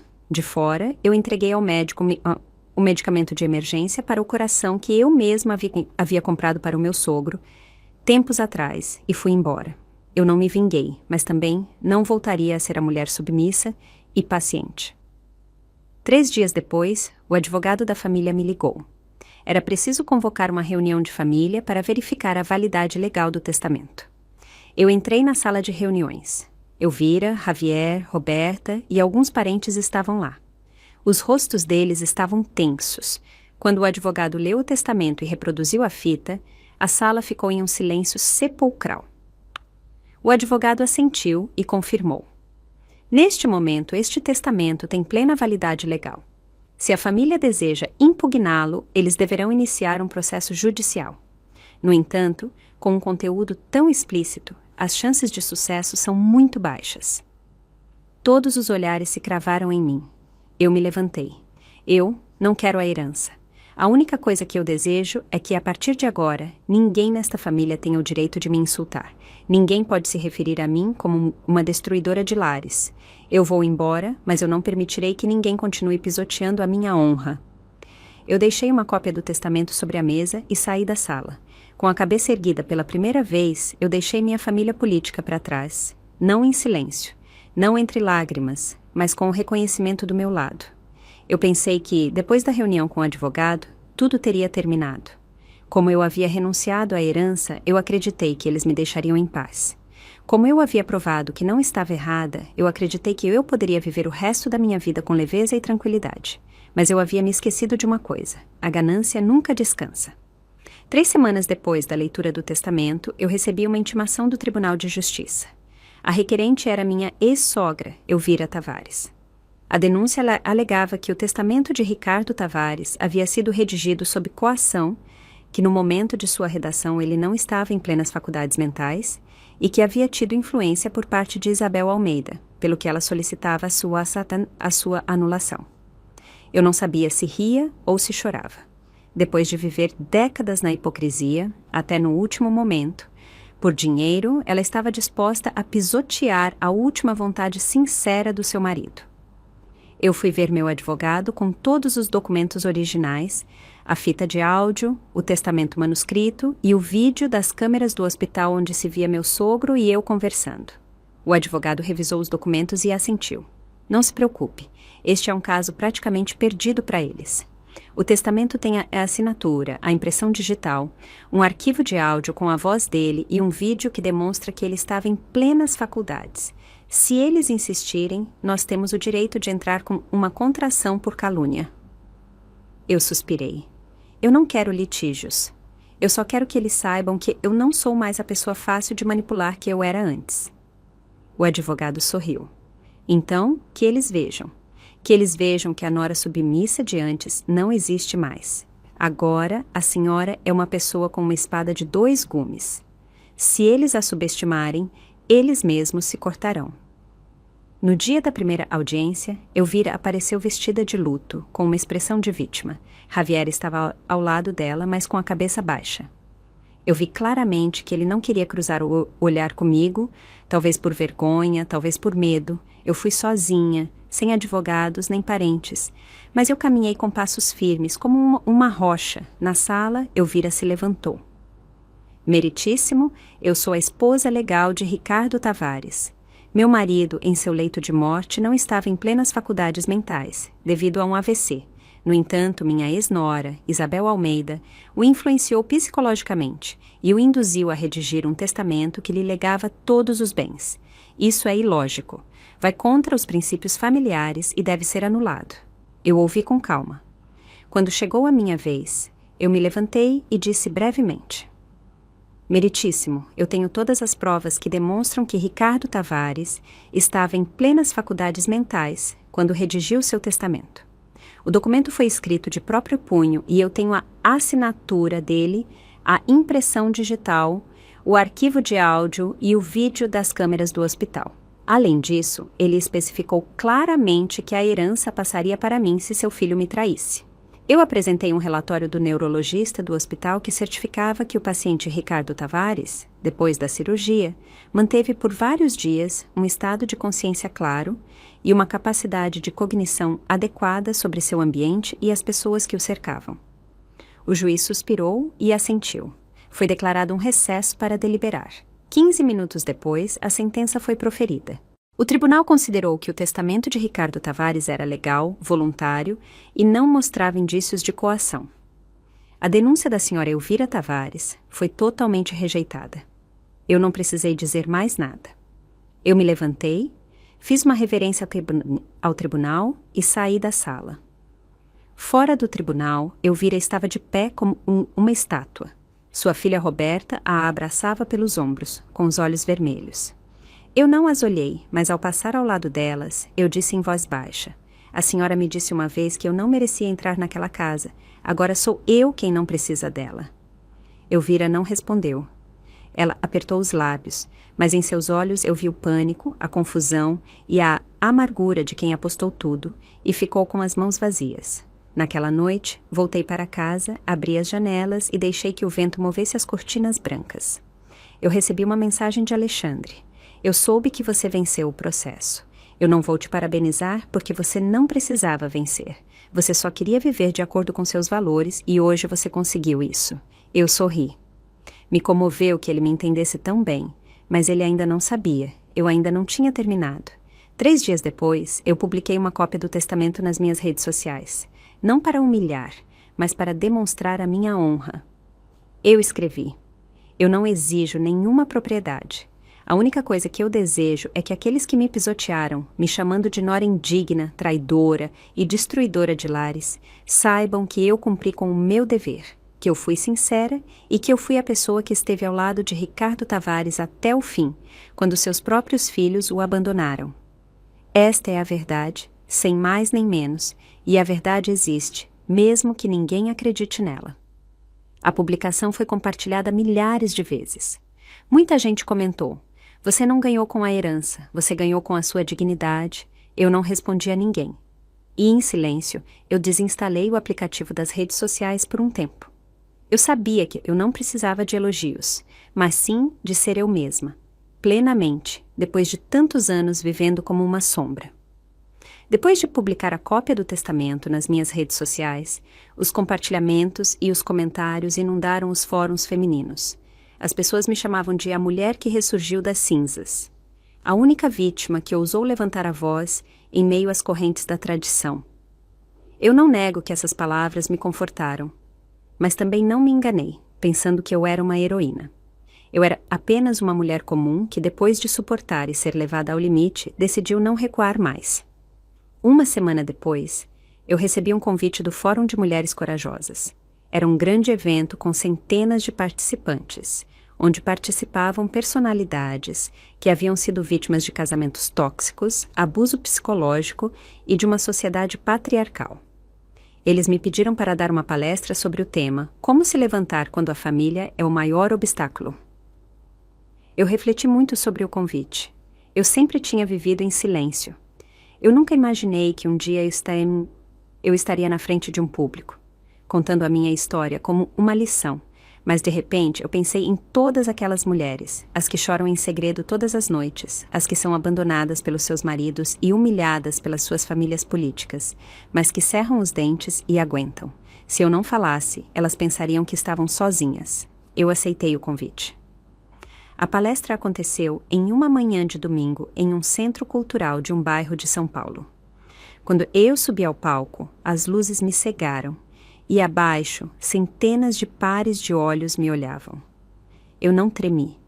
Eu me senti em paz. Eu contei tudo, desde o dia do meu casamento até o momento em que eu descobri a infidelidade de Javier, o dia em que eu deixei meu sogro na casa da amante, o processo de divórcio, a luta para recuperar a minha honra e, finalmente, o golpe de misericórdia com o testamento original.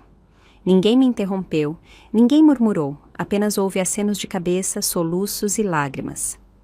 Quando eu terminei e desci do palco, dezenas de pessoas se aproximaram para pegar na minha mão, me abraçar e me agradecer por ter dado voz aos seus sentimentos. Eu sorri, mas de repente eu parei. No final da fila estava Carla. Ela usava um casaco longo e uma máscara. Mas eu reconheci seus olhos, os mesmos olhos que um dia, em uma lanchonete, me olharam com deboche enquanto seguravam a mão do meu marido. Eu fiquei paralisada, mas Carla se aproximou primeiro, tirou a máscara e curvou a cabeça. Eu sei que eu não tenho o direito de aparecer aqui, mas agora eu não tenho a quem recorrer. Eu vim para suplicar a você. Eu fiquei em silêncio. As pessoas ao nosso redor começaram a murmurar de curiosidade.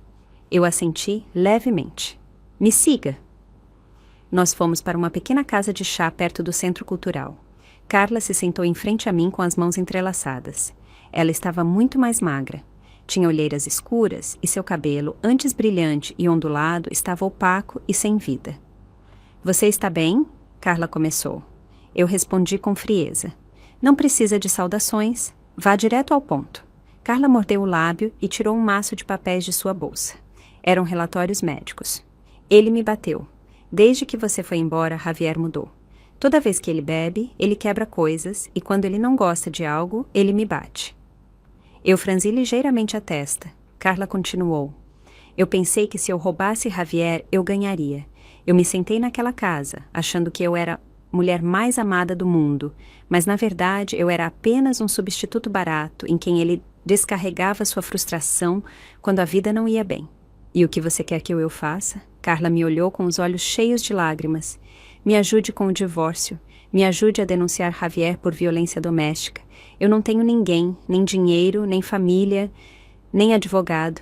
Eu quero recomeçar como você. Eu fiquei paralisada. Milhares de lembranças me assaltaram. O momento em que eu vi Carla nos braços do meu marido, o momento em que ela riu e me disse: homens são para ser compartilhados. A que o retém é a que vence. E agora ela estava sentada em frente a mim, pedindo perdão à pessoa a quem ela havia traído. Eu olhei para Carla diretamente nos olhos. Você sabe que eu desejei que você sofresse a vida inteira? Carla assentiu sem desculpas. Eu sei, é o que eu plantei e eu tenho que colher, mas se você me ajudar, eu serei eternamente grata. Eu soltei uma risada amarga. Eu não preciso da sua gratidão. Mas se você realmente quer sair desse poço, eu te ajudo com uma condição. Desta vez, assuma a sua responsabilidade até o fim, sem fugir, sem chorar e sem culpar os outros. Carla, entre lágrimas, assentiu. Eu prometo. No dia seguinte, eu levei Carla para um centro de assistência jurídica para mulheres vítimas de violência doméstica. Eu a ajudei a preencher os papéis, eu encontrei um advogado para ela e me certifiquei de que ela obtivesse os laudos de lesão e os relatórios de emergência. Eu não fiz por compaixão, eu fiz porque, assim como aconteceu comigo, eu não queria que nenhuma outra mulher afundasse naquele lamaçal. À tarde, ao voltar para casa, encontrei um pequeno pacote na porta. Sem remetente. Eu o abri. Dentro havia uma fotografia antiga. Eu fiquei paralisada. Era uma foto da minha ex-sogra, Elvira Tavares, trocando uma pasta de documentos com um homem desconhecido em frente a um banco. No verso, uma nota manuscrita. Sua ex-sogra não desistiu. Esta é a prova de que ela está desviando o patrimônio para o exterior. Cuidado, resta uma última partida. Eu apertei a foto. Meu coração batia forte. Eu soube que o fim ainda não tinha chegado e que, se esta era a última batalha, desta vez era a minha vez de mover a primeira peça. Minhas mãos tremeram ao ver a foto de Elvira em frente ao banco. Não por medo de que ela desviasse o patrimônio, nem porque eu me interessasse mais pelo dinheiro da família Tavares. Era pela exaustão que eu sentia em relação a essas pessoas que pensam que podem encobrir tudo com poder, status e intrigas. Nem mesmo no último momento de sua vida ela parava. Naquela noite, eu me sentei junto à janela, absorta em meus pensamentos, e liguei para a única pessoa daquela família que havia mantido sua integridade. Meu ex-primo por afinidade, Miguel. Miguel, eu preciso do seu conselho. Se alguém tentar dispor de um patrimônio no meio de uma disputa por uma herança, isso é ilegal? Claro, se esse patrimônio for mencionado em um testamento ou estiver penhorado preventivamente por um litígio. Dispor dele de forma deliberada é um crime de desvio de bens. Se for comprovado, pode acarretar consequências penais. Eu assenti. Não precisei ouvir mais. Eu decidi que esta batalha tinha que terminar no maior palco de todos, diante da justiça. No dia seguinte, fui ao escritório do meu advogado e entreguei-lhe a foto, junto com as cópias dos documentos de propriedade que meu sogro havia me deixado, com sua assinatura e número de registro.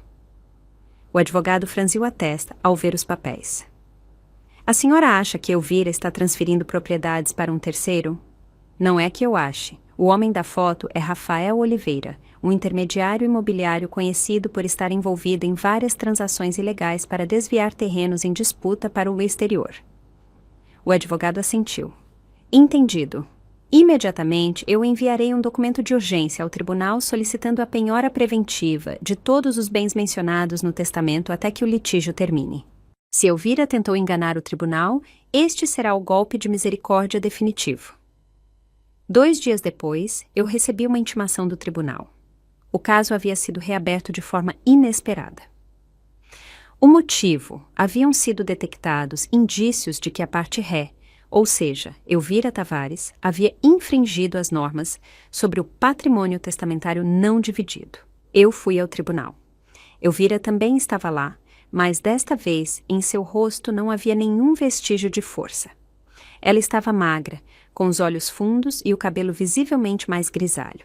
Quando a foto e um certificado do banco que confirmava que ela havia tentado assinar um contrato para transferir propriedades para um conhecido na Austrália foram apresentados como prova, o tribunal imediatamente ordenou a penhora de todos os bens e advertiu que, se a ré continuasse a infringir a lei deliberadamente, seria solicitada uma investigação criminal por um suposto crime de desvio de bens. Eu permaneci sentada em silêncio. Elvira se virou para me olhar. Pela primeira vez em seus olhos, não havia ódio nem arrogância, apenas fracasso e resignação. A audiência terminou em um instante. Eu saí do tribunal com a cabeça erguida. Eu caminhava em direção ao sol do fim da tarde. Eu sabia que eu havia percorrido todo o caminho que eu tinha que percorrer, que eu não tinha mais nada a provar, nem ninguém contra quem lutar. Uma semana depois, eu formalmente doei todos os bens que me cabiam a uma fundação de apoio a mulheres vítimas de violência de gênero. A notícia foi publicada na página do Fórum de Mulheres Corajosas, junto com um texto meu. Houve um tempo em que eu cheguei ao fundo do poço.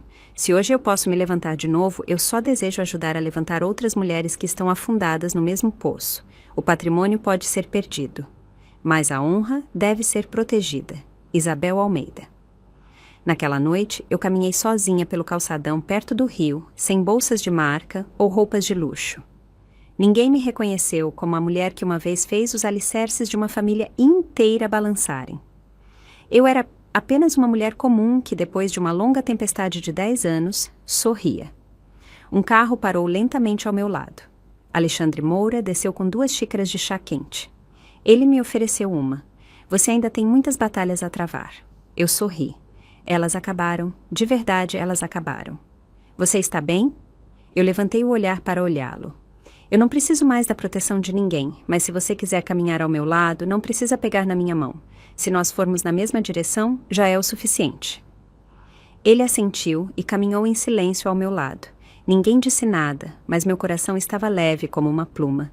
E eu quero dedicar estas últimas palavras a todas as mulheres do mundo que, neste exato momento, se sentem sozinhas, pisoteadas, chorando por um casamento injusto.